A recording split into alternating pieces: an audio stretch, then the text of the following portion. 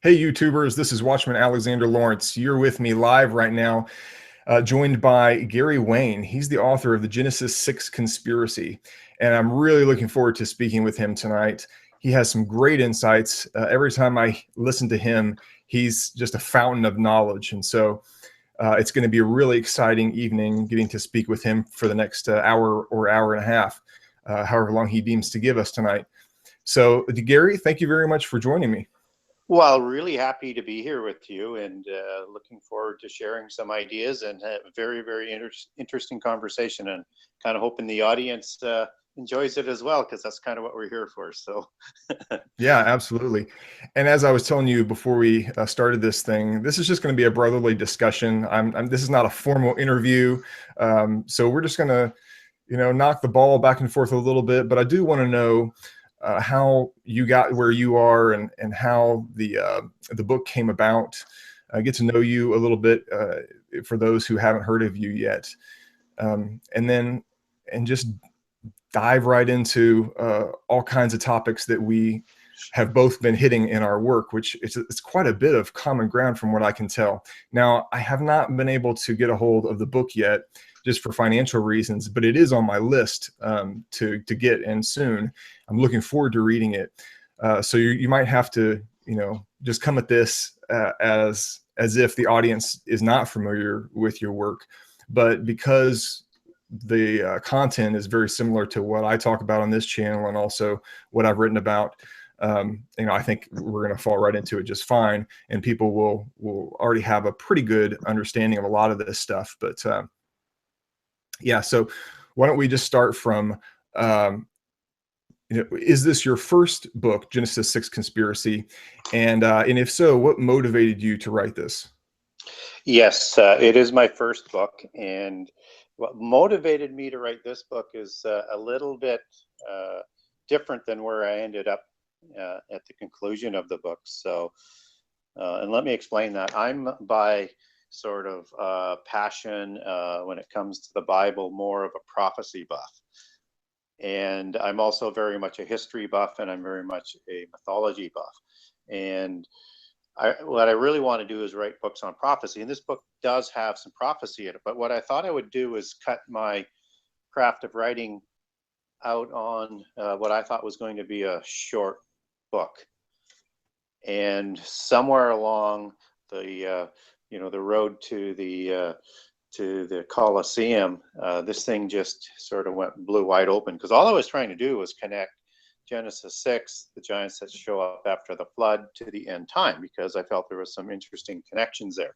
And so I thought it was going to be a very, very short book. And but once I started to add in other religions and other mythologies in terms of the story that they tell about the Nephilim and the giants, and that all of a sudden started opening doors to secret societies. And then once I opened up that door and that rabbit hole, well, the whole thing just sort of changed. And so it became what I thought was going to be a very short book to hopefully the longest book I ever write, because it's very difficult to write a book of the size that I wrote here. And I did take about 300 pages out of it, so just to get it down to a manageable size to publish. Man, I know exactly what you're saying. And in the beginning I worked really hard, by the way, to get my book shorter, and I had to split it into 2 volumes. I couldn't do it in just one, because I figured it'd become a tome, and as a first-time author, it's hard to get people to commit to that. Yeah. So, but I know what you mean, because at the beginning of Leviathan's Ruse, I tell people, look, there's a lot of different threads here, and it's going to take some time to tie all of these together, and it's going to end up being a tapestry with an awesome picture on it that will help us. But there's so much that goes into understanding the whole big picture of what's going on in history, with the battle between good and evil, and with the conspiracy, as you call it, of Satan, the adversary, against us, and then what God is doing in response to that. It's a lot, isn't it? Oh yeah, I mean, there is it's just an endless amount of information in areas that you can focus on. And I don't spend a ton of time in my book focusing on any one area there. I'm trying to do, as it turned out, what I decided to do with the book was, write a 6,000 year connect the dots investigation into, the House of Dragon or the Nephilim and their descendants and the secret societies and the religions that they partnered with, and connect that to the end time. And so I spend small sort of bits of time on each area, and I could have written, a book almost on every chapter, and there's like 98 chapters. So. Yeah, exactly. By the way, guys, Gary is coming to us from out in the sticks. He's in, I think, the forests of Saskatchewan. So he does not have an internet connection that is fast enough for video. So right now, all you're going to be seeing is his still picture. And then maybe not even that, because right now I'm getting a black screen when he talks.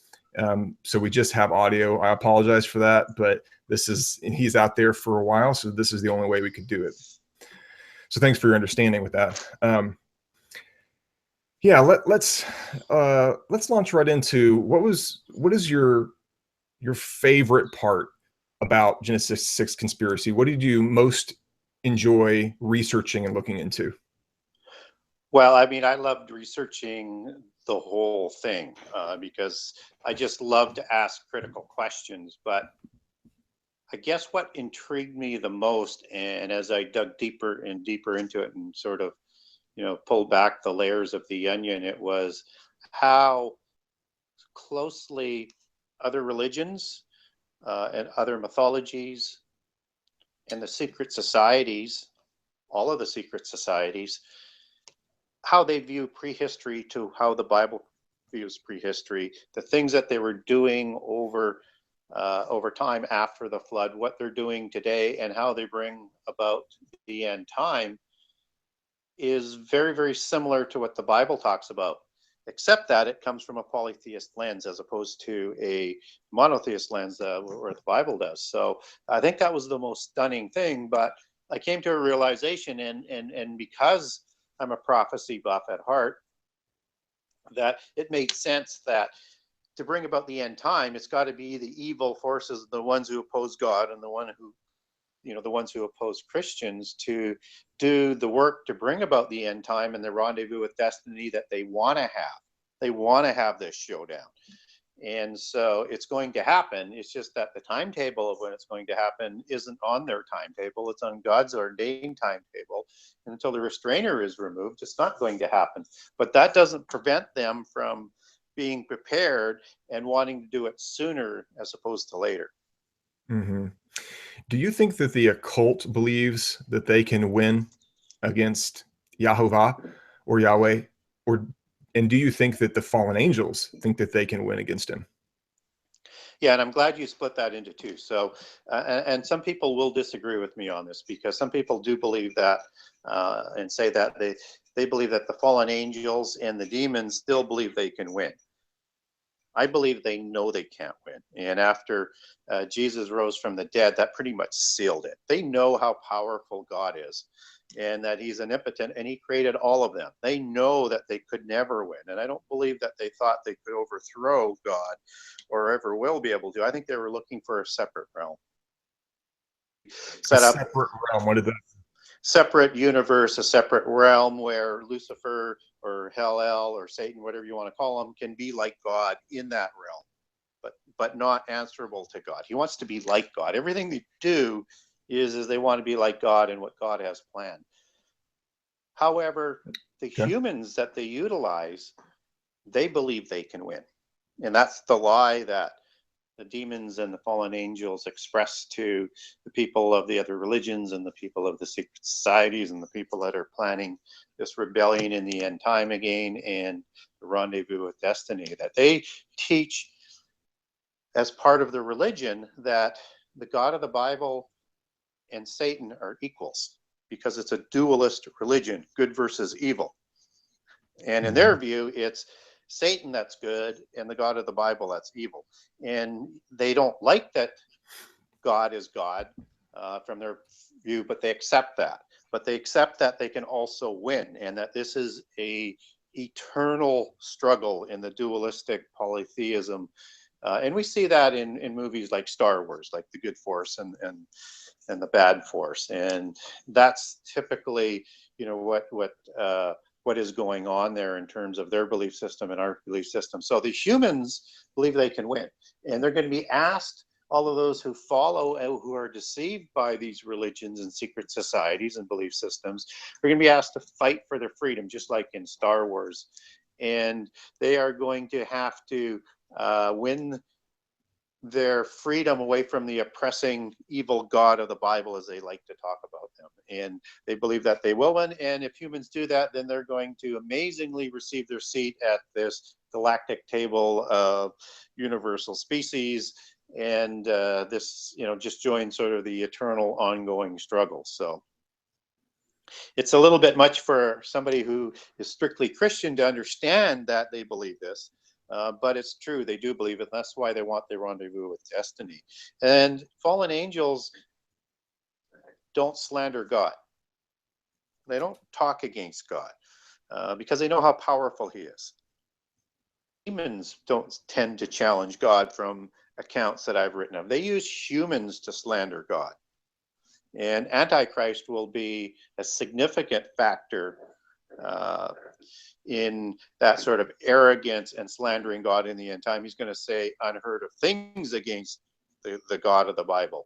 But that's from a human perspective. And again, typically you don't hear fallen angels challenging God like that because they know how powerful he is and he could judge them instantly. And they know that. Mm-hmm. Yeah.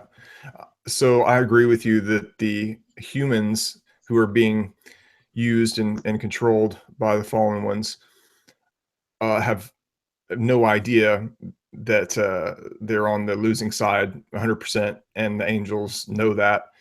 And of course, it would be completely demoralizing if they understood that there's no way they can win. So they do obviously believe that they have a shot at this.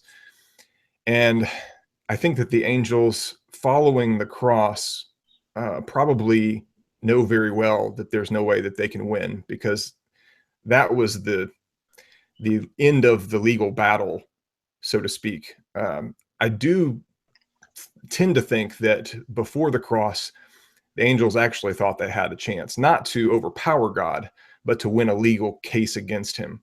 And that you say a separate realm, I'm not sure exactly what you mean when you mean separate. I kind of think they're trying to get God detached from this realm, that he would no longer, if they could do their part the right way, he would no longer have any stake in this universe, because they would be the gods here with everything under control. They would be running it in the ideal way, which was, they thought, not the way that God had been doing things. So they were challenging him, saying, look, your way is not working out. Let us try our way. We think we know better. And of course, that has not worked out the way that they expected it to. And they have lost that legal battle against him. So that's the way I'm seeing it in the scriptures. Are you thinking that they're actually trying to get God to agree to give them another separate universe? Well, either or. I mean, they know what God's plan is for this universe, right? Mm-hmm. And so they would take this universe, and angels aren't creator beings. And that's why in Freemasonry and the Rosicrucians and the Illuminati and the great architect of the universe, whether it's in Mithraism or Zoroastrianism or any of those other religions where they use the same name for the same God, isn't a creator God.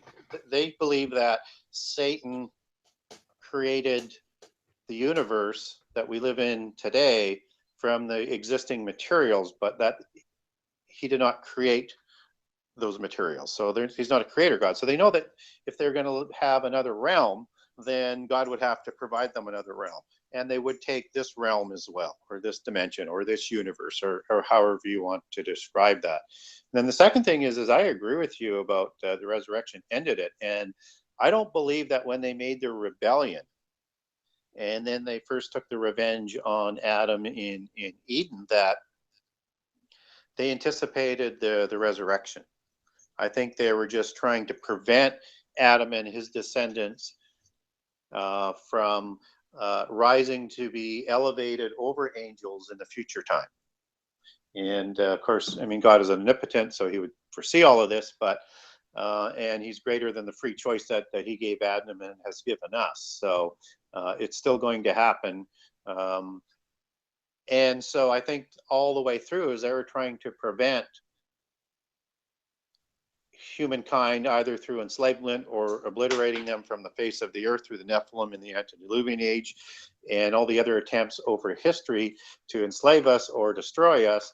Was to prevent humans from being raised above angels in the future time. But the resurrection, which they didn't anticipate, at least in the beginning, and I think before Jesus comes to the earth, before the word comes to be implanted in Jesus, and before the resurrection, I think they were anticipating that they need to try and do something to prevent Jesus from fulfilling his commission. And that's why you have things like the king of Judea at the time, King Herod, trying to slaughter the infants to prevent the Messiah from coming. That's why I think Satan was tempting Jesus in the desert to prevent that from happening. But after Jesus fulfills his role that he was sent to the earth to do, then it's over. And you see Jesus then, I think in the book of Peter, talking about Jesus going to the spirits when he was in the grave. And I believe he's announcing to them, the rebellion is officially over. There's a little more time, but your rebellion's done. Yeah, exactly. Yeah, and so now it's all about going after the bride and deceiving the world so that they don't receive what Messiah has done. They don't receive the victory. But I think you're exactly right that they had no idea about the resurrection. They had no idea what God's plan was. And it's brilliant, I think, that I think obviously it's brilliant because God put it into plan, but he yes.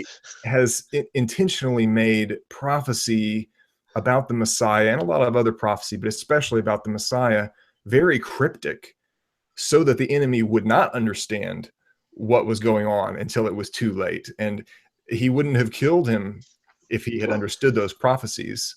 But because they're so, vague until after the fact, it just passed right by, evidently, the adversary, because they went ahead and killed him. And I think that that's an amazing thing that God does. He does it with end times prophecy as well, where some of it is clear and some of it is very cryptic. And I don't think we're going to understand it until after the fact. But when we look back on it, we'll say, oh, yeah, this makes perfect sense now. But it's intentionally convoluted because God knows how the pieces are going to align and how everything is going to work itself out. And if he were to say certain things clearly, then it would shift things around in a way that he doesn't desire. So he has to use very specific language, I think, to get exactly the results that he wants, because he's working with creatures who have free will, and yet he sees all of the decisions that they could and will make. And so he's got to align that all with the things that they're being exposed to that makes them respond to this information in the way that they're going to respond. It's incredibly complicated, and it amazes me that God does this. Yeah, and I think you're exactly right about prophecy rarely being fulfilled the way that people, and in the bigger case or the larger case, angels expect or anticipate. I mean, the typical example is with all the prophecy about the Messiah, and we certainly have the advantage of looking at that in hindsight. How did the people of Judea miss the coming of their Messiah? I mean, that's what they waited for. That's what they looked for, and yet they did. But that's all because it just doesn't happen the way people, because they project their own views on things as opposed to what God has in mind. And I think the end time will be similar. I think we have a good idea what the prophecies say, and we're trying to anticipate how they're going to unfold. But I think we're in for a lot of surprises. Yeah, absolutely. So you had said something earlier about the occult idea that the god of the occult, now I don't think his name is Lucifer, but we'll call him the adversary, that he is equal to Adonai, our Adonai, Yahovah. And they see their God not as being a creator God, but one who takes what's already there and rearranges it and uses it for his means. So just on that topic, I wanted to read you something from my YouTube comments that I got just yesterday. This is from a Luciferian, and I'm going to lob a real easy one at you here, okay? Because I know we're on the same mind on this topic of the left-hand path and gnosis. So let me read this to you, and then you can give me what your response would be to this. The right-hand path seeks union with and thus dependence on God. The left-hand path seeks a higher law based on knowledge and power. It is the way of independence, self-empowerment, and true personal freedom.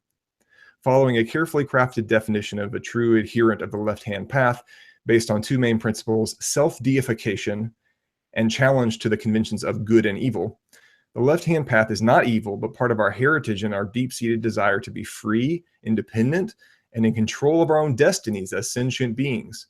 According to the Gnostic Christians, the God who created this world was an evil God, and that above him was a good God who wanted to liberate mankind from the material prison.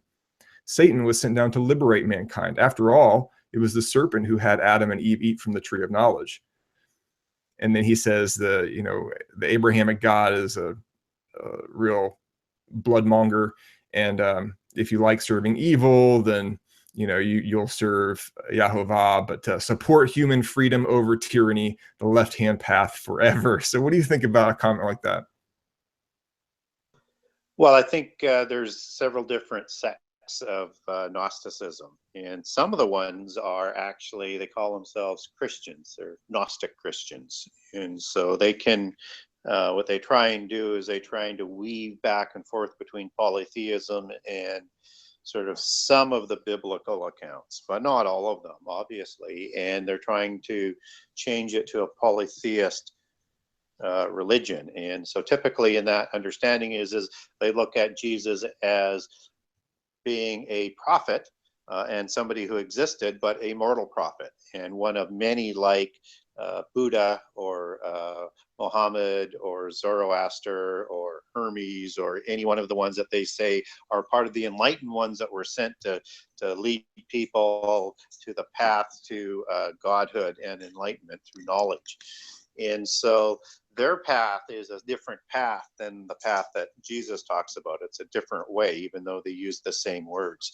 And so I think when we see the commonalities of what they're talking about, it always goes back to the cult of knowledge, as I like to call it, right? It's about, they believe that you can become God through knowledge and then through technology and the sciences to somehow recreate that sort of Nephilim concept where you can be immortal here and you'll have the knowledge and you can be a God in this world. And that's what they're trying to offer. So you have to watch the different sort of branches of Gnosticism, and I get a lot of them who come at me on Facebook, and they're pretty easy to pick out, and their arguments sort of go away once you understand what you're arguing against. And the thing is that they're free to believe what they want to believe, and because we all have free choice. I just don't have to agree with them, and I just need to know what I'm up against when I'm talking to one of them. Did I answer your question? I'm not sure. I kind of got going on a few other things there about Gnostics, because this and the other thing to keep in mind about these Gnostics is they believe in a global Gnosticism where you have a cosmology of all of the religions coming together, and this is the religion that they want to bring about for the end time. So when they talk about this left-hand path, this left-hand way, it's also part of the why. People have looked at left-handed people in sort of an ill way over the years, because a lot of the ones that they say have their gene of Isis or their bloodlines or whatever tend to be more left-handed than right-handed. And do you think this is because the Bible describes the Messiah as being at the right hand of the Father in heaven? So the left hand would be the less favored side.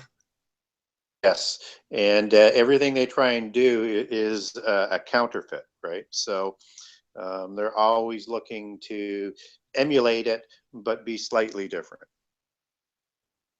Right, right. You said something about the end times religion being an amalgamation. I've heard a lot of people talking about the Roman Catholic Church becoming the end times religion, and there are others who speak about Islam really taking center stage and becoming the one that will draw all of the people into a single faith. But I don't buy either one of those things. I think that the old religion is the one that we're going to see a resurgence of, which what I would call the religion of gnosis, the religion of knowledge, like you were speaking about, of self-deification, or autotheism is I guess, a more technical word for it. Why don't you tell us your thoughts on the amalgamation of these old religions into the last days religion? Yeah, I'm like you. I believe it's going to be the old religion of Babel, the old religion that goes back before the flood, and the old religion that began with Enoch, son of Cain, who created their original sun-worshiping religion and the bull cult that crosses the flood afterwards and makes a stunning comeback.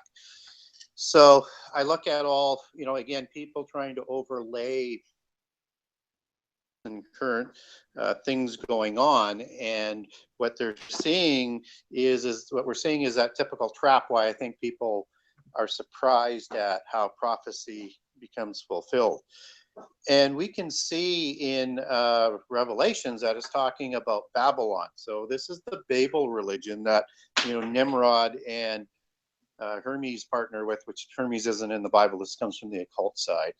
To create this new mysticism that was before the flood. And this is the same religion that spreads around the world and sets up all the different pantheons. And so the modern version of it, starting in about 2000, not about 2000, I'm sorry, about 0 AD, you have this cosmology of Gnosticism starting to unite some of these religions, and eventually all of the religions. So I think it's at its heart, it's going to be that. But we also have the aspect we need to consider about this image that has two horns like a lamb, but speaks like a dragon. So I think there's going to be this Christian aspect of it as well, because this end time religion will engulf and be an umbrella religion for all the various religions around the world. And I think that Rome is going to be taken over by this religion. And it may be where it actually starts to really unite all of the religions. And if that happens, the way it'll happen is through the Jesuits, who are set up as one of the secret societies after the fall of the Templars to replace the Templars as to what they were doing on the inside. And the Jesuits are a polytheist religion, and the Bible through the philosophies and the seven sacred sciences, not through the literal application that Catholicism was originally designed on in the early church. And I think if we see this religion from Rome spreading around the world, of Christian religion, but it will be distinctly polytheist, and it will denounce Jesus as the Messiah. It will combine with their Gnostic beliefs, and they will come out with alleged proof. It'll be false proof that Jesus didn't die on the cross as they believe, and he survived to spawn a bloodline of descendants with Mary Magdalene. Now, again, that's false, but they say they have the proof. It's going to be false, and they're going to have to attack from deity status to make this happen if it's going to come out as part of a Christian gloss religion, to come home, as they would like to talk about, to its original religion, because they believe that the religion of Moses was corrupted. Religion of Moses, he was taught at Heliopolis with the seven sacred sciences and the Egyptian mysticism, and somewhere down the line, after he sets up the priesthood, is as it goes rogue and becomes a monotheist religion. So they're just looking at it as bringing Christianity back to its true belief as they believe it. So they're going to change the doctrines. They're going to de-deify Jesus, and they're going to accept them as a prophet, but just as one of many prophets, as I covered earlier. And then it's going to need, if it comes out of Rome, it's going to need catastrophes and false prophets to make doom to convert to this religion or be destroyed from the face of the earth, as what happened at Babel. So yes, I think it's going to be this Gnostic religion, but it's going to absorb Christianity, and I think it's going to absorb the Roman Catholicism first, likely through the Mary cult, and then through these false prophets that will come after that to bring Protestantism into it, and then the rest of the people. But I think people will, just as it is set up in the worship a God of their choice. But at the top level, at the adept level, at the senior level, they will worship the true religion and the true God that they believe is God. Mm-hmm. There's a verse in Revelation that says, despite the pain, the suffering that people will be going through over the course of months, sent from God as a way to try and get people to repent, they still are not going to repent because just their worldview is set against this God as being the bad guy, their enemy. But it says that they will not repent of their idolatry and their worshiping of these false gods.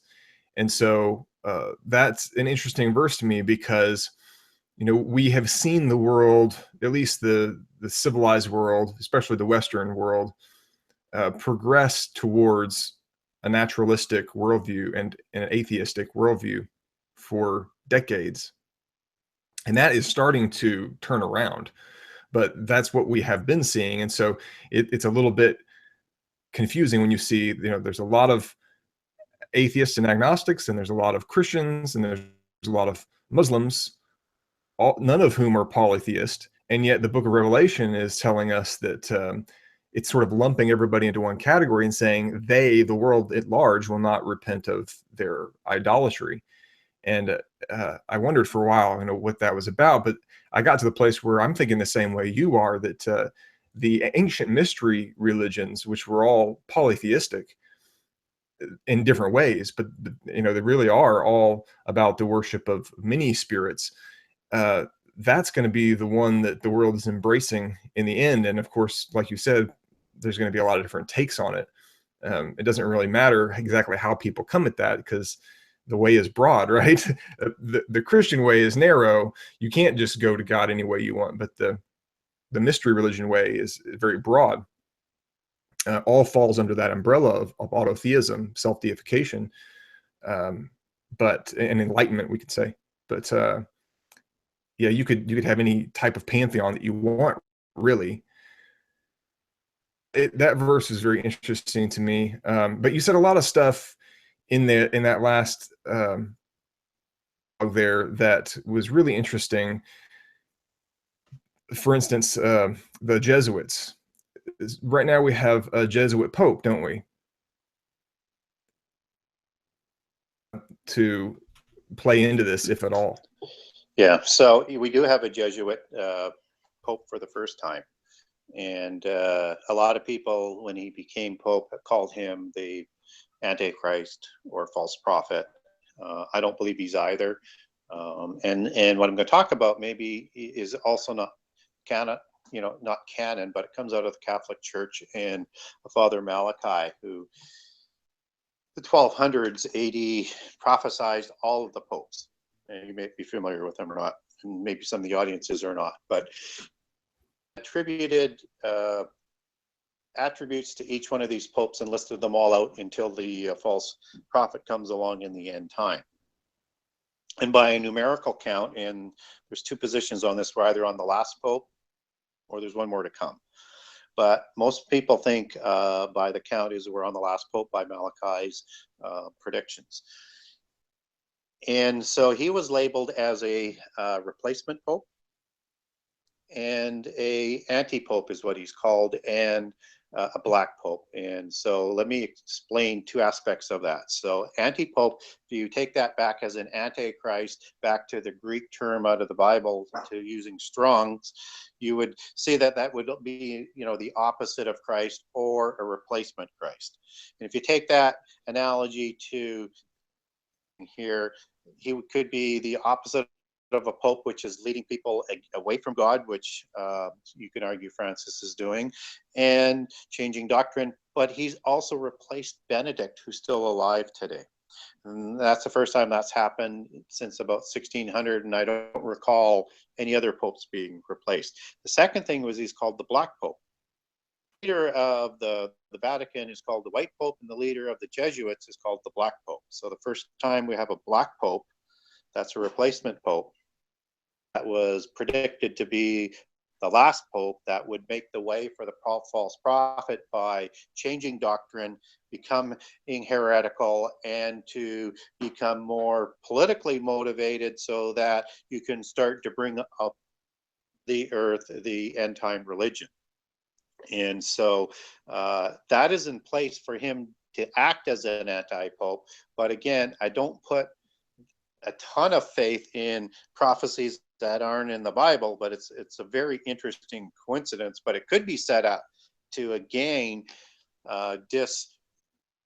disrepute to Christians as a whole, that they just look at it, are being looked at as a apocalyptic cult, and their prophecies aren't true, and it's to defame Christians continually as we go into the end time, right? Because at the end of the day, the Christians are going to be the ones, for the most part, who are standing up against what's going on and arguing against it. So it could be just that longer term play to discredit Christians for the end time. Very interesting. All right, let's step back to the beginning. You mentioned that Cain's lineage is the one that set into place this original polytheistic religion, and that what came about in southern Mesopotamia, in Shinar, with the early Babylonian Empire after the flood, actually originated before the flood. Now, I'm of the opinion that the antediluvian world was what is now considered to be Atlantis. However, I have not found a whole lot that would suggest that the polytheistic religion of Babel originated at that time. Specifically, I have not found anything to support Cain's lineage as being the ones to bring that about. So I'm interested to know what sources you found that suggest that to you. Well, it's the other side sources, and Freemasonry in particular, and the Rosicrucians and the Illuminati, because they all go from the same body of work, whether it's through the Polychronicon or other books that they utilize. And so they look at Cain and Enoch and Tubal-Cain and Lamech and Nama and Jubal as being great patriarchs and founders of their original organization. And so they have their own records on that. And, and again, for people understanding, I'm talking about the descendants of Cain here, not the descendants of Seth, because a lot of the names are very, very similar, including Lamech and Enoch and a few others. And so what they say happened is that Adam was taught the 7 sciences of wisdom in Eden. And then after Eden, after he's ostracized, he teaches this knowledge to Cain and Abel, but of course Cain murders Abel, and so then he's going to teach Seth thereafter. So Seth is going to go and wisdom that comes from God in a way that is not utilized by rituals. It honors God and only uses it for good.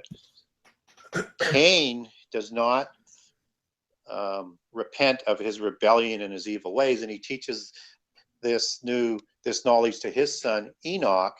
And of course, the first thing that we see of it is a city called Hanok or Enoch that he builds with some of the sciences, and that's the 5th science, called geometry, and in the craft they call it masonry.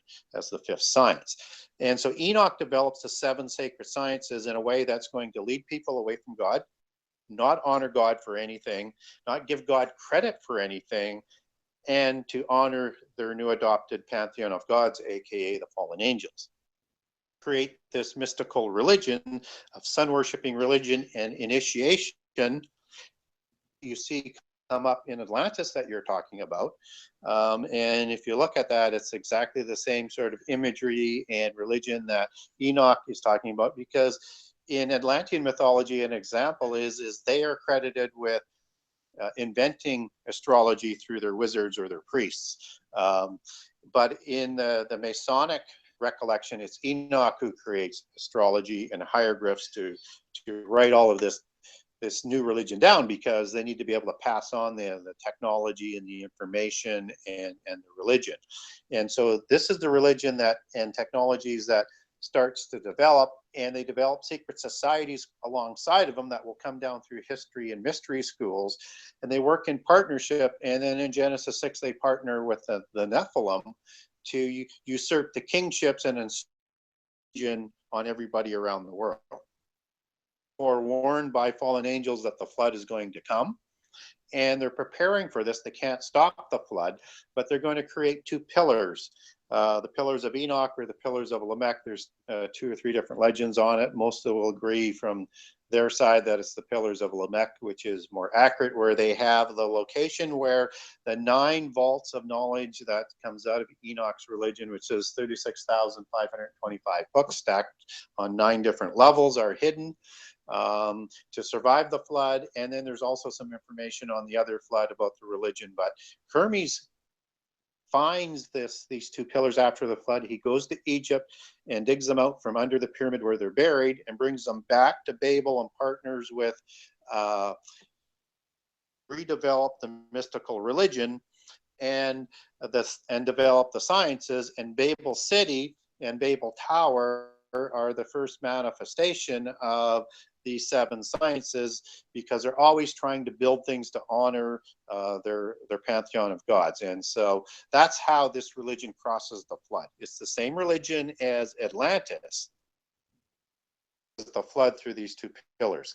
And if you look in Freemasonry at the lower levels, they call those 2 pillars Boaz and Joachim. Levels of the adept, they call them the pillars of Lamech, because that's where the knowledge was that was passed on, and they enter through that gateway on their trek up the ziggurat of knowledge and into enlightenment and into the 3rd degree or the 33rd degree and onwards to Godhead. Up the ziggurat? Are you saying that there are 2 pillars on the stairs of the ziggurat? Well, in their imagery in Freemasonry, because everything's an allegory, right? So they look at the pyramids of Egypt, the Tower of Babel, ziggurat as basically being the same type of architecture.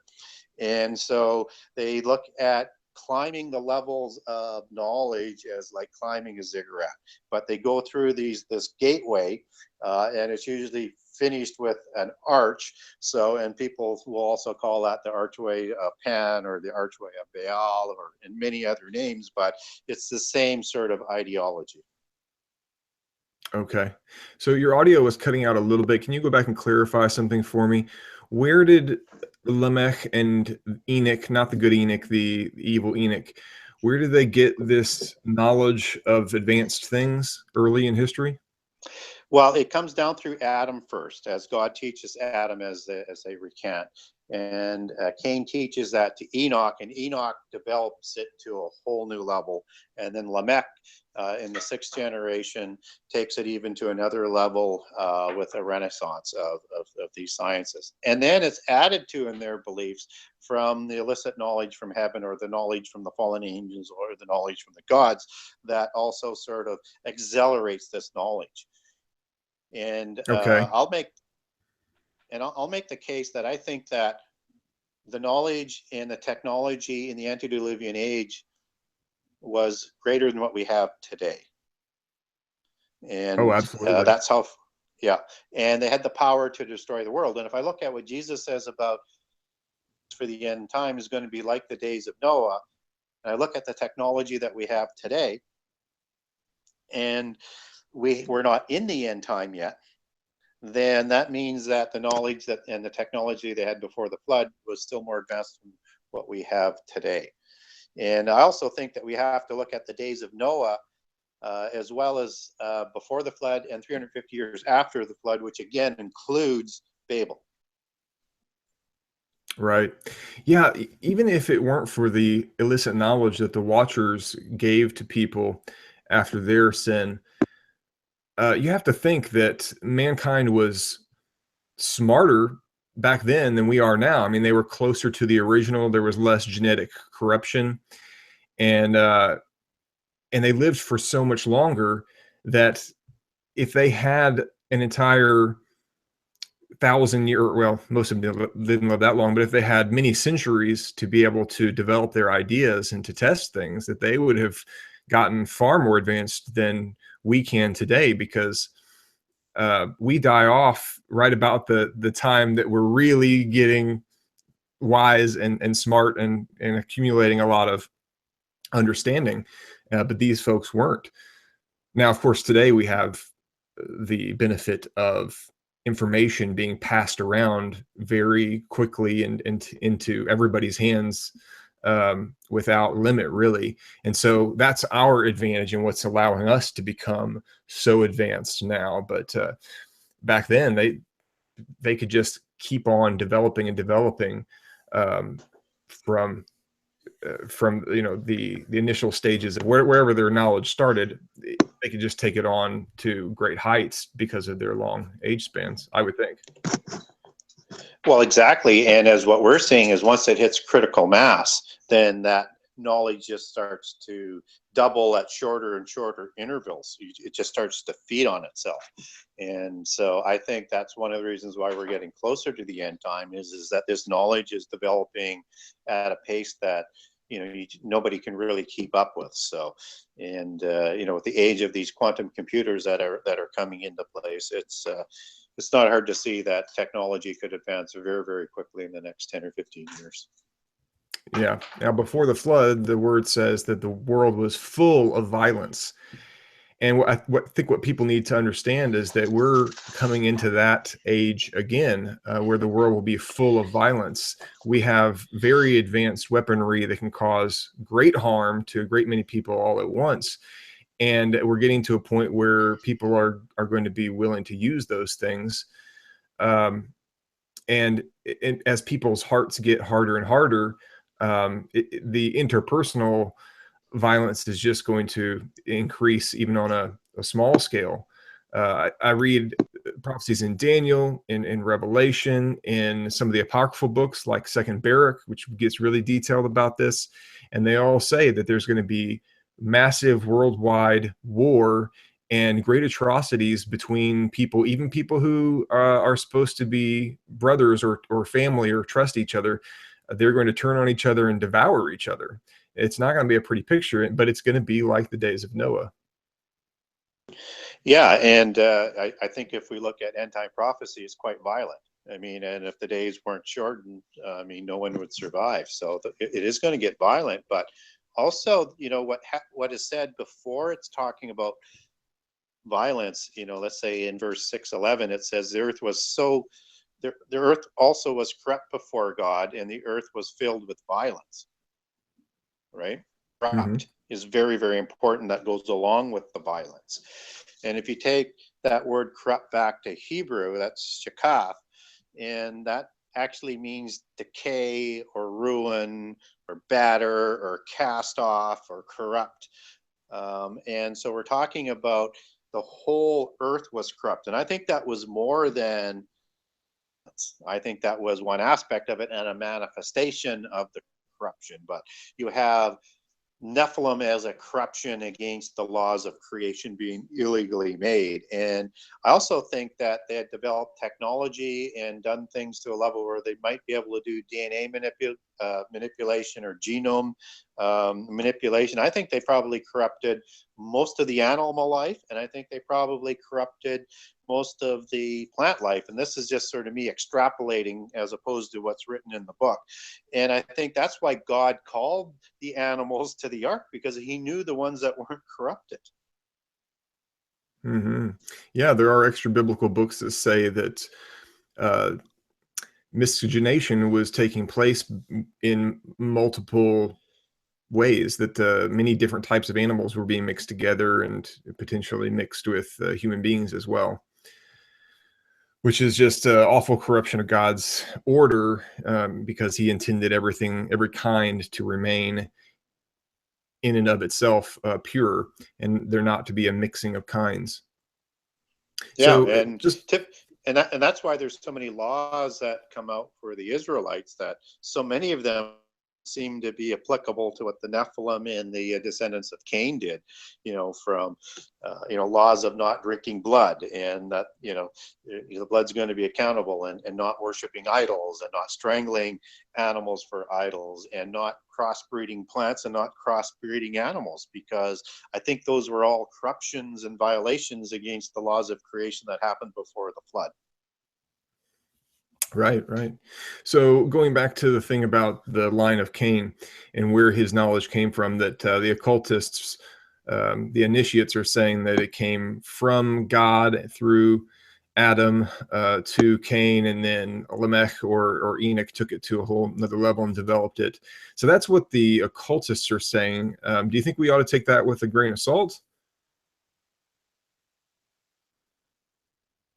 Yeah, I think we have to take that with a grain of salt, and I think that the knowledge that they're talking about is the knowledge that comes from Satan and the serpent, and the knowledge of good and evil. I think there's a sort of a mixing of stuff that they're talking about there.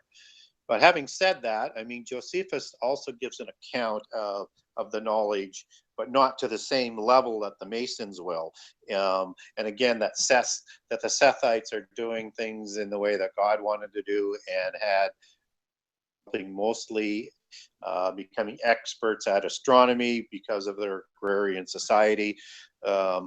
And that Cain was developing, and his descendants were developing knowledge and stuff in an evil way. So there's a little bit in Josephus that's there, that would suggest that there was this knowledge that was going on. Now, where and how it was sourced becomes very, very muddied, because they don't recognize God as being, the God of the Bible. They recognize their God, and how their metaphors and their conflation works. Then to me, that suggests that all their knowledge, and thus the knowledge of Cain, came from Satan. Mm. Yeah, that's interesting. There are a lot of ancient texts, a number of texts that would tell us that the information that they had, whether that came through Cain or whether that was just from the Watchers, you know, I don't know. All I know is I can look at the scriptures that say that the illicit knowledge came from the Watchers. I don't see anything about the line of Cain, but maybe the occultists have that information and it just isn't recorded in the scriptures. But Yeah. there are a lot of texts that say that they saved the information through engraving it on rock and or metal. So that would be the two pillars, one of rock, one of metal.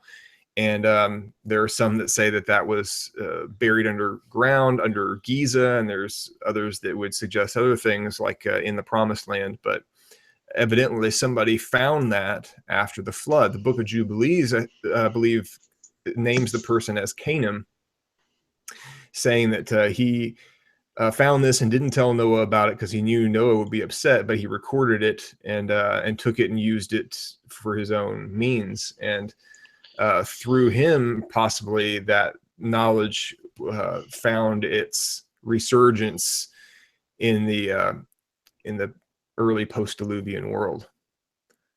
Yeah, and again, as you dig deeper into polytheism, they have many similar mythologies from different sources, but with different names and things like that. And they're not always perfectly congruent, but then it's not a perfect religion. So I guess, I would expect that. But, there's this bank of knowledge that was lost and kept away and was found after the flood. It comes by many different names. And so not just the hidden vaults of Enoch, but also you've heard, the pearls of wisdom is another sort of metaphor for that, or the archive of the Masons, or the emerald tablet, or the golden fleece, or the golden apples, or the tables of destiny, or the hall of records. Even the treasure at the end of the rainbow found after the flood, and the rainbow represents the flood in their belief system. And typically their treasure in occultism isn't money or gold, it's knowledge, because they're that knowledge cult. And a good example of their civilization as to where they get the knowledge from, and not to be confused with the Anunnaki, and not to be confused with the fallen angels. These are two separate sources of information coming to antediluvian people. They look at, in that pantheon, as Enki and Enlil as being equal, and they look at Enlil as being the god of the Bible who brings on the flood. Enki is the good god who warns people of the flood and helps them survive, as in the Epic of Gilgamesh records. Now, tradition is the wisdom god, right? He's the one who provides knowledge and civilization to the people of Sumeria, and he's of course depicted as a serpent, and a horned serpent in the glyphs. So just a sort of a quick analogy in terms of how they would classify our god and their god as equal, and who's the good god and who's the evil god. And Enki is the one who supplies knowledge, which goes back to, if you understand how they turn things inside and out when they're talking about God who provides the wisdom, they believe it was Satan who provided it to them. We are on the same page, brother. I think Enki is the Sumerian version of the adversary, of the Nakash. And the fact that he's represented as a serpent, even the god of the underground waters, the abyss, is very, very telling to me. The god of wisdom and of enchantment. So everything that we think about related to Satan was really wrapped up in this god Enki. And then Enlil, now they call him his brother, but I think that's just because of the hubris of the one who was introducing these concepts to the Sumerians. But Enlil, supposedly the brother of Enki, and he's the god of the air. He's more concerned with justice and the rule of law and order and these things. I see that as being the pre-incarnate Messiah, and then their father Anu, or An, would be the heavenly father, the eternal one, and he was he was a distant god in their mythology, as far as I can see, one who got pushed back and out of the picture, which makes a lot of sense considering how they moved away from the monotheism of Noah and towards this polytheistic religion. Yeah, I would agree with that 100%. So, who do you think really developed this religion in the early post-flood world? Do you think it was Nimrod? Was it Cush, his dad? Was it the priestess of the fertility goddess? Was it Inanna, or her woman who might be Semiramis? Who exactly do you think got this rolling? Well, I think it goes right back to Hermes and to Nimrod. And this is a rebellion that's taking place within 100 years after the flood. And in all other accounts that sort of come from outside the Bible, because we don't get a lot of information about Nimrod in the Bible, except that to be written in the Bible, you must have done something either really good or something really, really bad. And the remarks about Nimrod are mysterious, to say the least, in the Bible, being a mighty hunter before the Lord, and building these cities and building a great empire. And so what we learn from other sources is that he did usurp an antichrist type position and universal sway over the early Sethites of the post-Diluvian world. And he imposes, according to Josephus, this polytheist religion on them, and supported by all, so many other sources that I researched and I put in the book. After Babel, and of course Babel, we see the knowledge part being reflected in there when God says, as one people and speaking one language, basically nothing is going to be prevented from them from from accomplishing. And this is a reflection of the knowledge coming together that they find after the flood. And then you have the dispersion. So you have Hermes moving over to Egypt with Mizraim and Ham and establishing the Egyptian religion. And you have Nimrod moving over to Mesopotamia. Maybe he didn't move very far from Babel. And he is going to start, the Chaldean people, the Babylonians, and then the Akkadians. And this is the religion that produces the wise ones, or the Magi religion. And so it's the Egyptian religion that sort of spreads around the Mediterranean, but this religion that is being fostered by Nimrod in his new empires is going to be exported to India, and it's going to be exported from there to China and then over to Japan. And again, there's a lot of historical data to support that all of those religions root back to the same religion that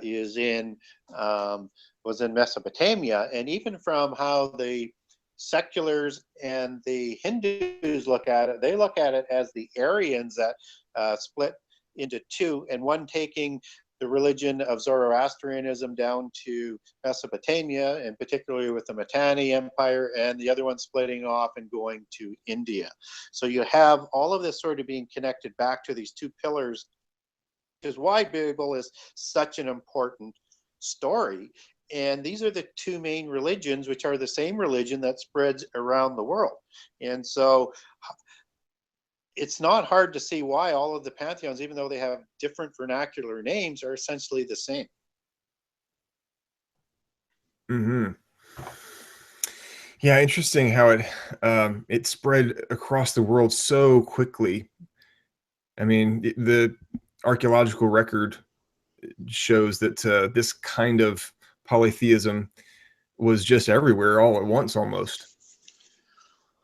Yeah, there's also something called the Seven Sages that will take this knowledge shortly after the flood to all locations around the world as well. So it sounds like there was just mythology, but it's in all of the different religions about these seven sages. So India will say right after the flood, their sages came from Mu, as what the Brahmins will talk about, or the Kishamaya will talk about these sages coming, and theirs come from more of an Atlantean type civilization. So again, there's a lot of that's around, but somehow very quickly. So it's possible these seven sages that are, were preserved to and initiated to teach the new peoples and the new communities arising after the flood of the old religions. It's certainly possible. I don't know for sure, but that's what they say. Mm-hmm. So I'm not sure where to go from here, because there are so many different paths we could take. We could talk about what it looked like in the first few centuries after the flood. We could talk about the way that the mystery schools evolved over history. But maybe we ought to focus in on the Nephilim and talk about both before and after the flood, but also now and going into the end of the age. What part did the Nephilim play? So I think there's a lot of confusion around even that, just the word in general. There are people who are saying, today the Nephilim are present in the form of extraterrestrials. There are some people who say that the Nephilim survived through the flood, and then they got wiped out later. Some people who say that they never fully got wiped out, and there's just lots of different takes on this. What's your take on the Nephilim, and exactly how would you define that? In terms of what they are or how they survived the flood, or both? Yeah, what are they, Okay. and are they still the same today as they were earlier in history?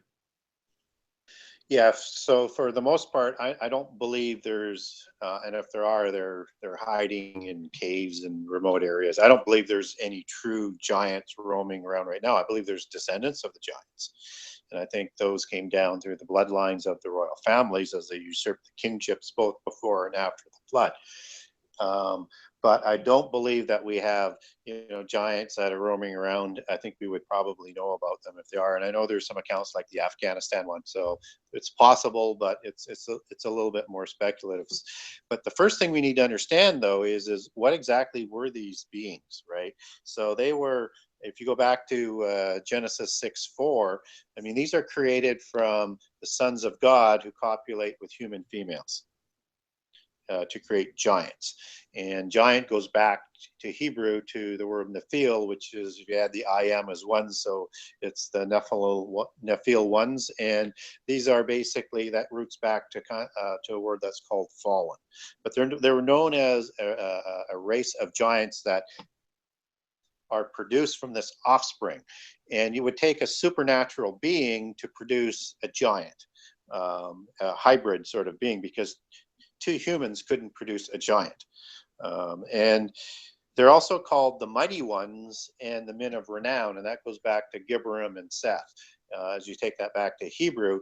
And so Gibberim means they were tyrants, mighty warriors, strong, and typically it's translated either as heroes of old or mighty ones, depending on which translation of the English Bible that you're going to look at.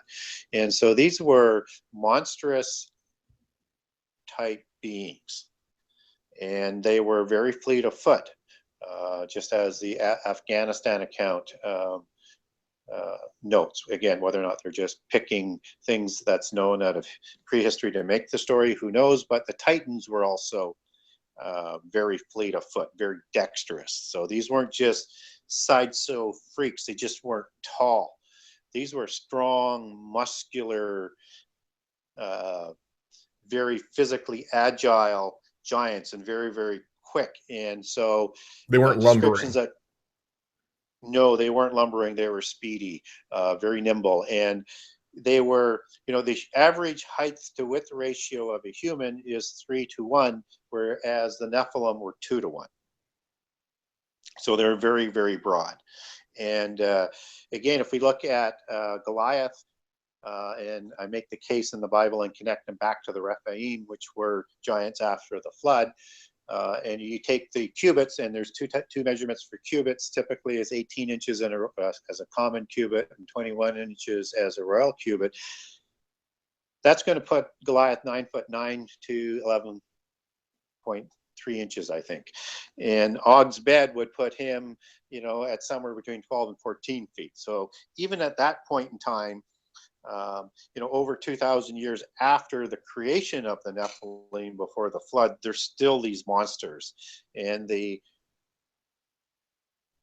Numbers say we look like grasshoppers or insects to them. And in Amos, it talks about them. They were, the size of the cedars of Lebanon, and the Lebanon cedars would grow 36 to 40 feet tall. Whether or not they were that big or not, what the cedars were giant trees, right? They're the giants of the trees of the time, used for all of the architecture.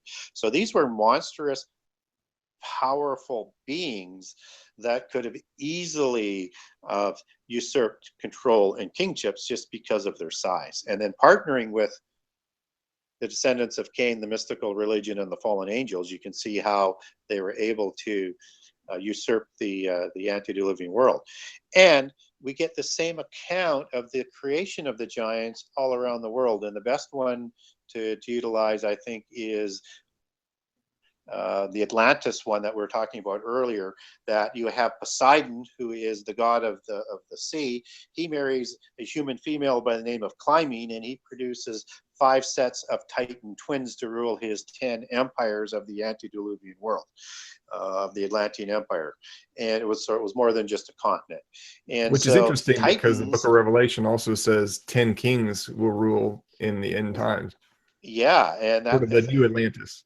the new Atlantis, as Francis Bacon, the inspirational founder and Rosicrucian for the Royal Society, who is the developing the 7 sciences, which was their goal. That's another rabbit hole we probably don't have time to go down. Yeah. And then when we look at the superheroes today, and we look at that word heroes of old, if we take hero to its that was understood in the ancient world, and you can look at this up in most dictionaries, it was the offspring of the gods and a human female to create a demigod. So these were superhumans, and they were worshipped as gods and kings that were representing the higher level of gods, the heavenly gods. And that's where you get this divine right of rule coming from, and as a representative of the god of choice, so to speak. And so all of this is part of that sort of royal symmetry as it comes down through the generations. And I'll make a case in the book that because it was seraphim angels who had a serpent-like look, that these Nephilim also had that serpent look, and that is why you have all the serpent imagery that goes on in the royal kingships and in all the ancient societies.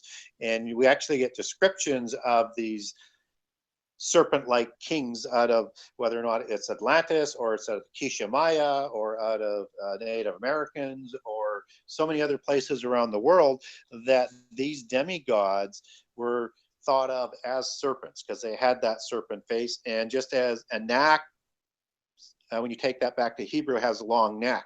So these things had longer necks. They had these elongated skulls. They had eyes that were larger and slanted back, and they had high cheekbones and protruding chins and had very much a serpentine look to them. Do you think that that's where headboarding, the practice of headboarding, came from? Is that they were trying to make kids look like they had this lineage?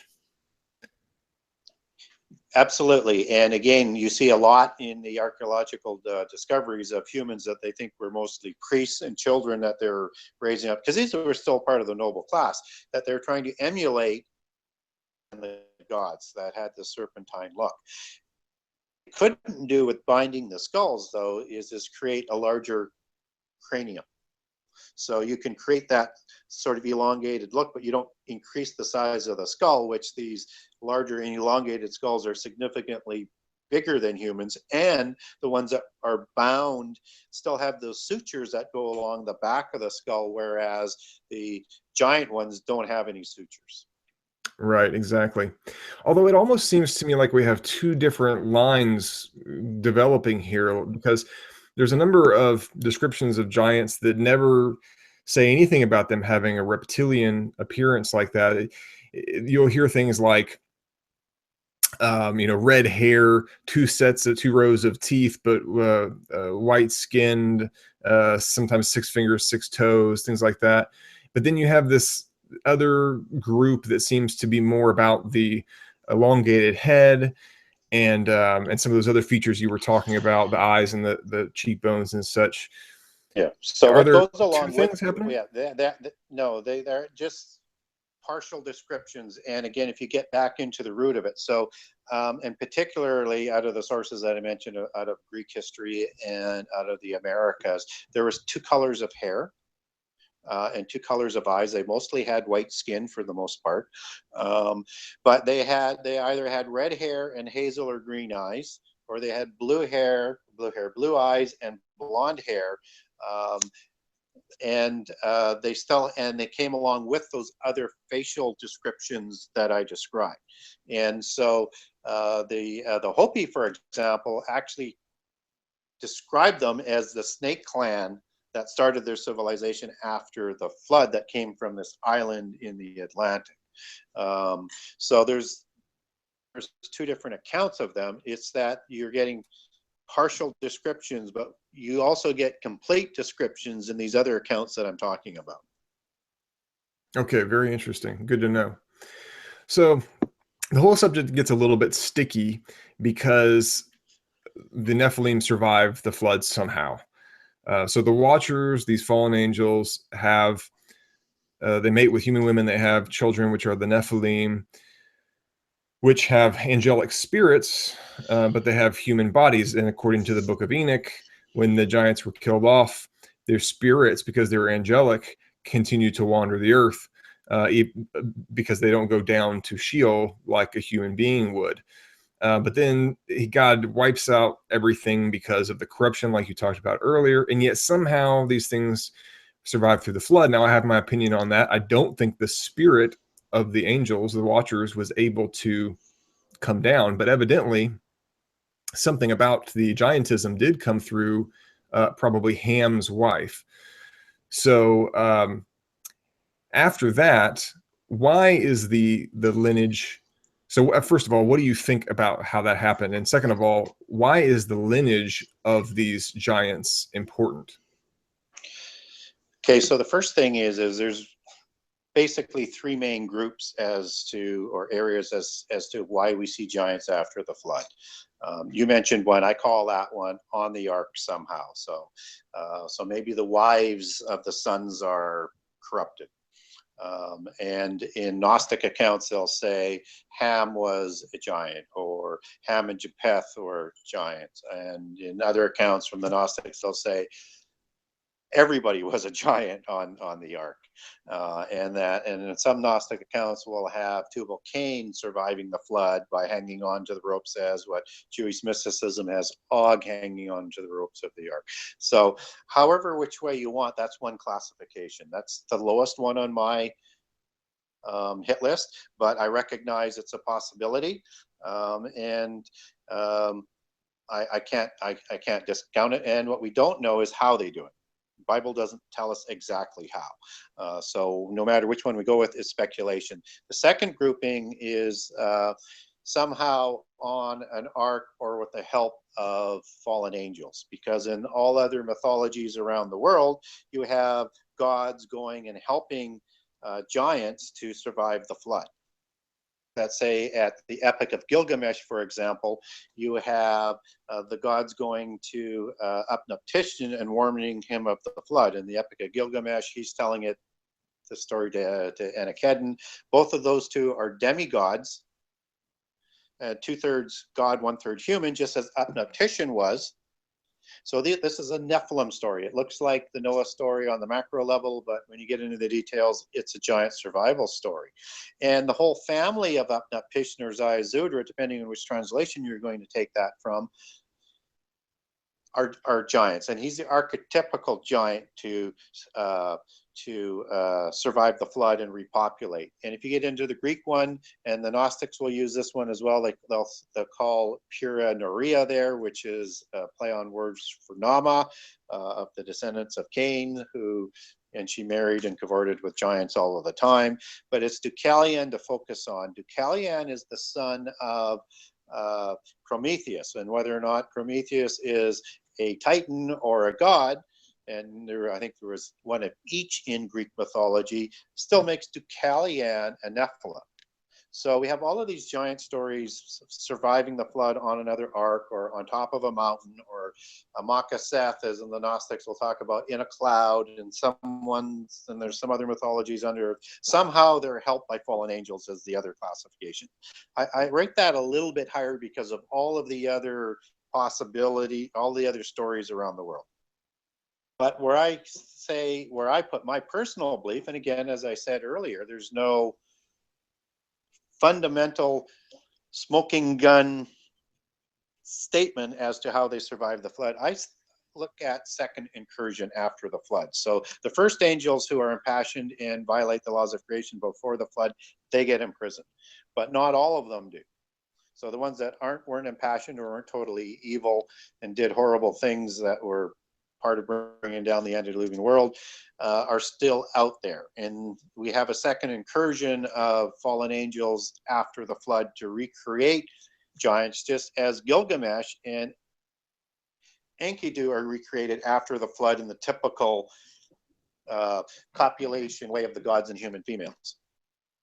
Okay, and the reason why I lean on that one is I don't have to get around the concept that where God says that every animal and human is destroyed except for those are on the ark, right? You're kind of maneuvering around that one.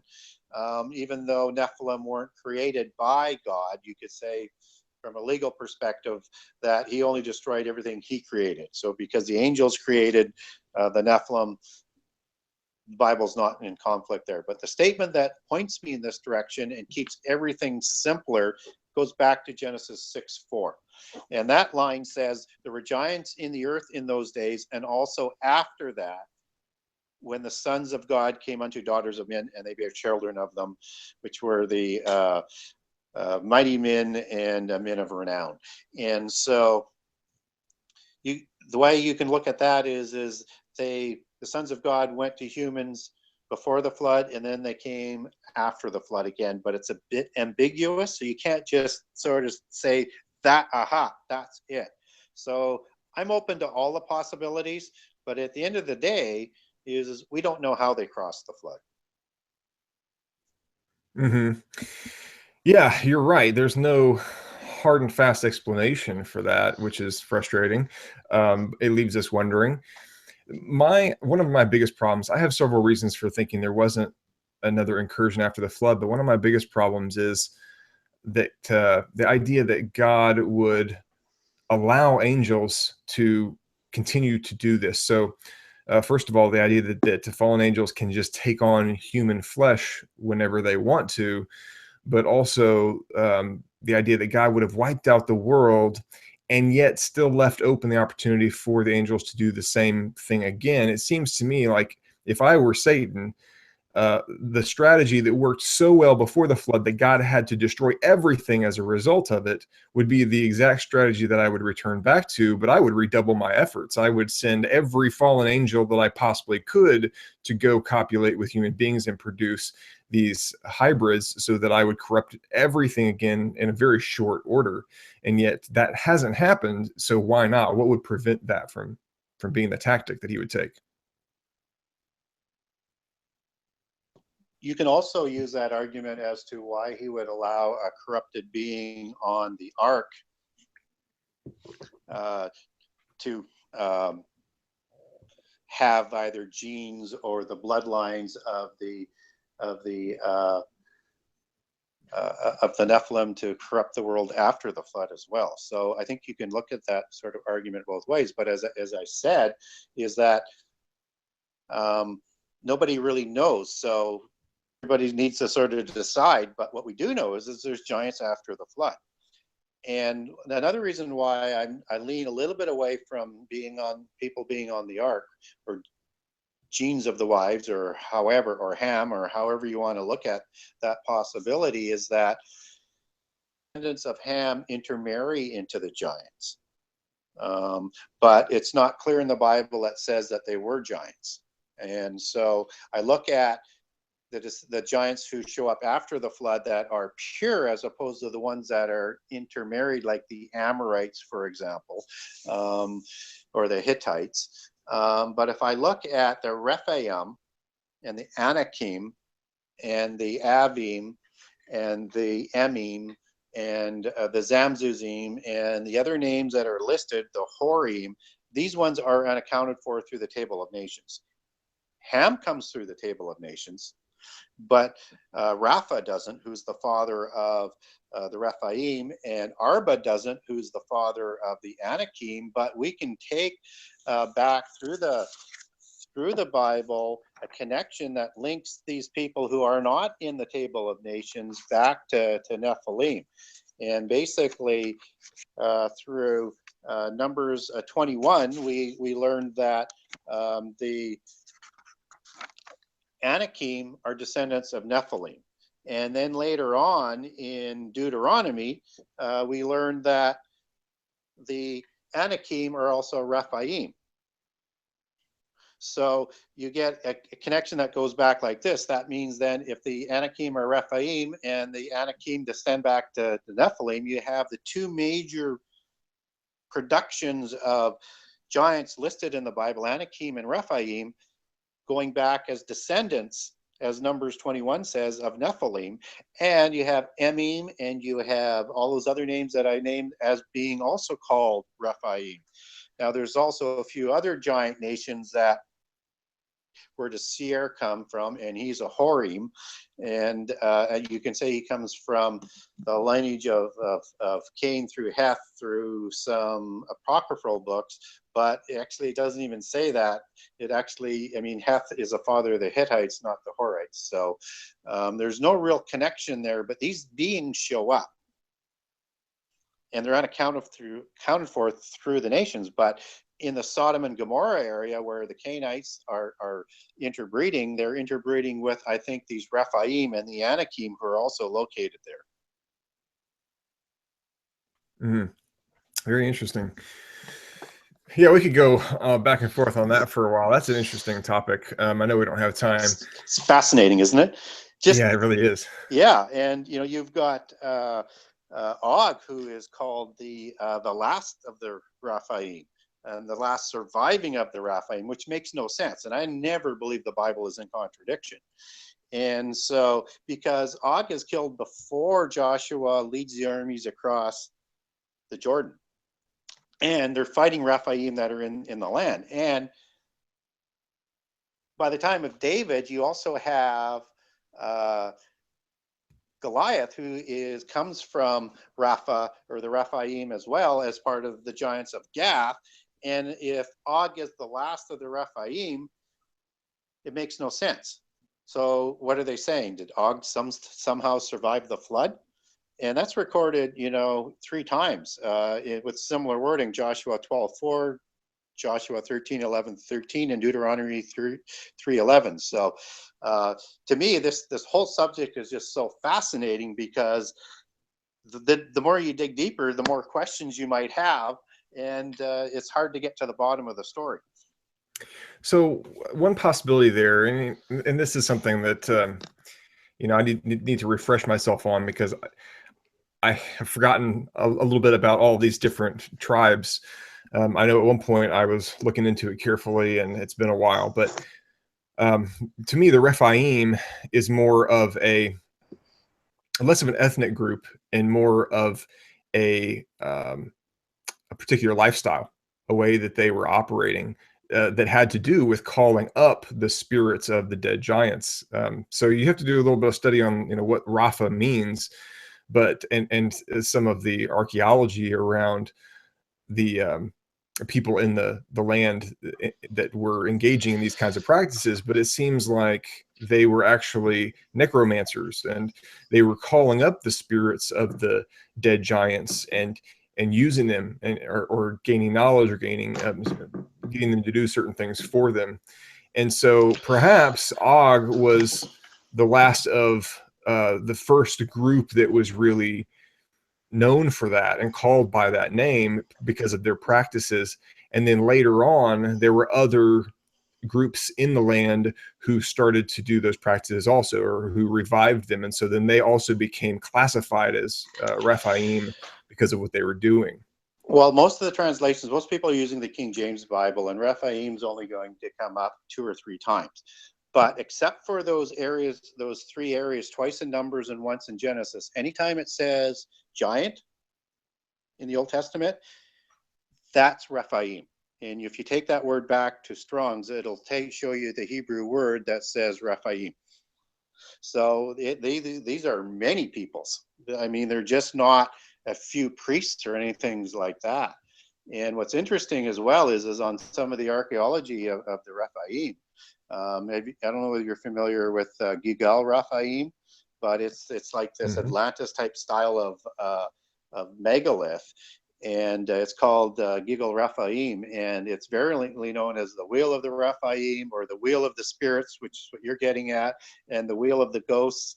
And so this was certainly a worship area of the Rephaim, and keeping in mind that Rephaim also translates as spirits of the deceased, as you take that Yeah, back into it has Hebrew, to do right? with death. It's And like, and it also means giant aborigines. So mhm. there's two as you take that back to Hebrew. And if you And it go also has and something if to you do with connect that, healing. that's the different word. It's a variation of Rephaim, but not the Rephaim as in giants. It's more as you take that word back in Hebrew to its root. And the other thing to keep in mind is that when you mention Enoch and the spirits not dying, names that these giants that were given reflect those different aspects of sort of the greater giant nomenclature and meanings to it. Just as Anakim has a meaning of long neck. All of the names, if you take that back, reflect something about the giants. So all of the names that are listed in the Bible, whether it's the Emim and the Zamzuzim, these will all have descriptions of an attribute of the giants. Right, like destruction or Yeah. poisoning or awful things like that. So let's say that well, you tell me, because I haven't read the book yet. I'm not sure exactly where you're coming from in terms of the bloodlines, but I know that you do spend a lot of time focusing on these families that supposedly trace back to the fallen entities that we're talking about, and that's something I don't really address in Leviathan's Ruse. I just had kind of a macro view of things, and I didn't really get down into specifically the different lineages, but you do that. And so tell us a little bit about why that's important, and how do you know, um, maybe from their own beliefs, why they think that they are from these people. Well, the purebloods, and a lot of them are the royal families, but there are other ones that aren't sort of ruling right now, and they're still in behind. They keep genealogies. Again, whether or not it's accurate or it's true, but the genealogies that they believe, and they've kept this from the mists of time, connect themselves back through history right to the Nephilim and right to the fallen angels as their divine right to rule. And so what's important to understand is it's not necessarily what we believe, it's what they believe and what they're doing with that information. That's really, really important for us to understand. So the Europeans royalties, for the most part, take their Nephilim bloodlines back to the Middle East. So the metallic empires, those of Daniel, those are exported to Europe, and then they will take their genealogies back. Just as, let's say, Prince Charles, as an example, says he has his genealogies that go back to Vlad the Impaler as a part of history, and also back to the Plantagenet. They keep these genealogists. They hired genealogists throughout the ages to keep track of this, because it's their proof to substantiate they have the divine right to rule. And so if we go back to the early dynasties, we talked about the Egyptian dynasty a little earlier on, and the Mesopotamian dynasty started by Nimrod. So these are two of the early most important dynasties of the Middle East. But you also have the Mitanni dynasty that I also mentioned, that is also in Mesopotamia. And you also have the Hittite dynasty. And there's debate whether or not they're purebred Nephilim or they're hybrids, but they all become kind of hybridized through time anyways. And you have the Amalekite dynasty, and you also have the Philistine dynasty. All of them are intermixing with these giants through the royal families, and they're intermarrying between the kingships of that time to keep their royal bloodlines pure. And the ones that considered that had the most pure bloodlines coming down were the Amalekites, who were the Horites, and the Mitanni dynasty, and the Mesopotamian dynasties that would have been there. But anyways, the Mesopotamian dynasties coming down and succeeding Nimrod after his kingship, and the Egyptian dynasty. And then the other ones would try and intermarry with these ones as well to help ennoble their bloodlines. And so this act of intermarrying has come down through the ages to try and keep their bloodlines pure and to also be able to prove their genealogies. And in fact, even as you get into the 20th century and you get into World War I, you get into a civil war because the Windsors are cousins with the Romanovs and with the Kaisers in Germany and the Habsburgs in Austria. And they're all basically relatives because they continue, and cousins, they were continuing to intermarry, and they're first cousins for the most part. So Yeah, and this interestingly, is, the financial families that were making the war possible through their funding were probably also related to the politicians involved in the war. yeah, well, in most of the funding, came through the Rothschilds, right? And the Rothschilds were set up by the secret societies again after the fall of the Templars to replace the Templar banking arm. They were the Bauer family out of Germany. They changed their name to the Rothschilds after they set up the London Bank in about 1802, if my memory serves me correctly. And so they're growing rich off of these wars and lending money to the various kingships as well. So all of this is kind of intermixed. Mm-hmm. So why is it important to these families? They obviously they don't look like reptiles anymore. They're not giants anymore. So why do they put such emphasis on their bloodline? Well, again, they firmly believe in their religion and their destiny, and they are trying to bring about the end time. The Templar dream and the Nazi dream and the dream of all of the power brokers of the world is to reform the new Atlantis that we talked about earlier. And they want to reform this new Atlantis, and they want to create this new age of Aquarius, this false 1,000-year utopia. And they want to be the ones that are running it, right? So you have the bloodlines around the world that people need to be aware of that are going to be part of these 10 representatives that are going to represent world government. They're going to be groups of nations or blocks of nations or spheres of influence, however you want to do it, just as they set up the Club of Rome to do in the late 60s. And that's their whole goal. And they report directly to the Rosicrucians, and they divided the world up into 10 groups of nations. And if you go back into the Chinese lineage, for example, you've got the Li family that goes back to Pengu, which was a serpent god in their creation myth, and then they've got crossing the flood with Yu. But the Lis are part of the Xia and the trying to pronounce it right, Washi people. They're the same people, just two different names, where the Lis come from. And the Lis are going to be the bloodline that runs through the complete dynasty right to the fall of it. Is it the Ming dynasty? No, I'd have to double check my notes. The last dynasty in about 1910. And even today, you have a Li that's the president of China. And they are always part of the ruling class, and they spread their bloodlines throughout Southeast Asia. There's Lis running most of the countries in Southeast Asia today. Just as the Yamamoto bloodline out of Japan comes from the same bloodline. When that Japan gets founded, Yamamoto's take their bloodlines back to about 600 BC, but history can only substantiate it coming across from the Chinese in about 200, but it comes from the Chinese bloodlines.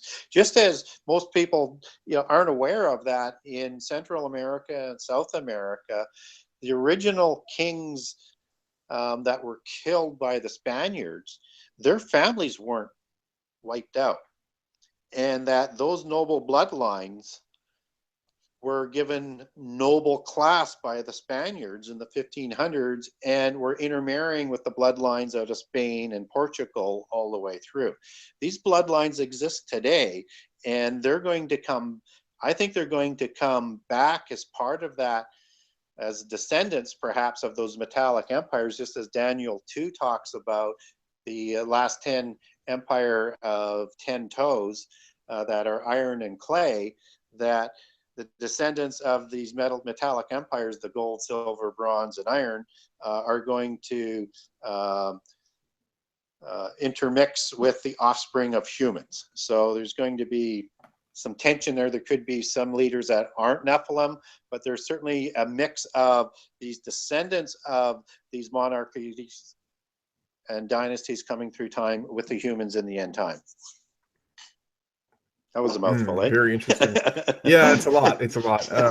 But it's important to know. I think you're right that these families that have established themselves as rulers of the great powers around the world are of a mind with one mind with the dragon. They're of the dragon religion, and so they're using his playbook, and they're taking us to this end times one world government ruled by the 10 kings and then eventually by the Antichrist, because they're going to hand over their power to him. But yeah, this is the situation we find ourselves in, and it's so important to remember we are not of this world. This is not our home. This is being ruled by those types of people. And we are simply ambassadors here for the kingdom, waiting for our king to come back and put it into all of it. But in the meantime, I think it's very enlightening and important to realize what's happening here. So thanks for that.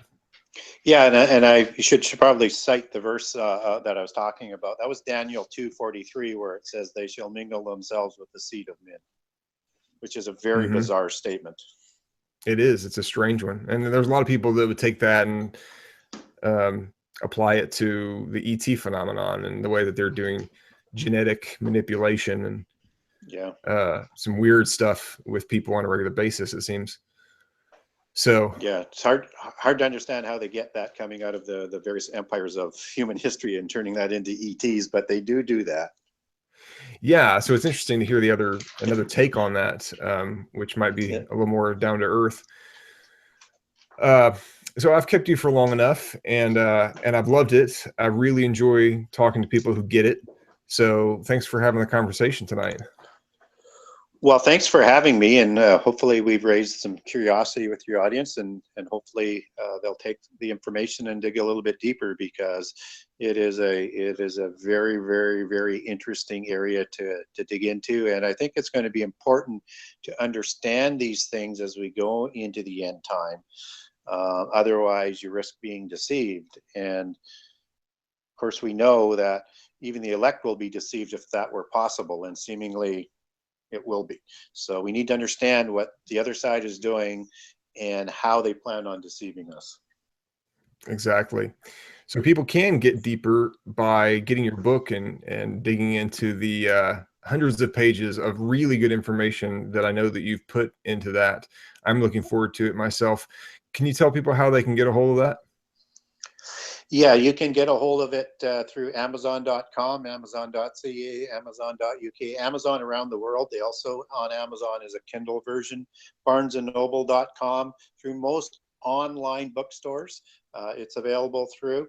You can also order it through your local bookstore if you want to support them, and it's distributed by Bookmasters out of Pennsylvania. So if they don't have it on the shelf, and they probably don't, they can order the Genesis 6 Conspiracy from Bookmasters. And you can also go to my website, Genesis6conspiracy.com. That's Genesis 6 with the number 6, and go to buy now, buy from author, and you can get a signed copy if that's what you would like to do. And you can also link on to Amazon and Barnes and Noble from there, and to Kindle version as well. And if other people are looking to follow me, you can get a hold of me through my website. And you can also follow me or get a hold of me at Gary Wayne on Facebook. And I have 2 Genesis 6 Conspiracy pages, and now working with the Giantology page as well. You can also follow me or get a hold of me through Twitter at Gary Wayne 63, at Gary Wayne 63. And if you have a question, I will get back to you. Very good. Well, thanks again, Gary. God bless you. Appreciate your time. And to all of our YouTube viewers out there, may you walk in the light. Shalom. Good night. Thank you.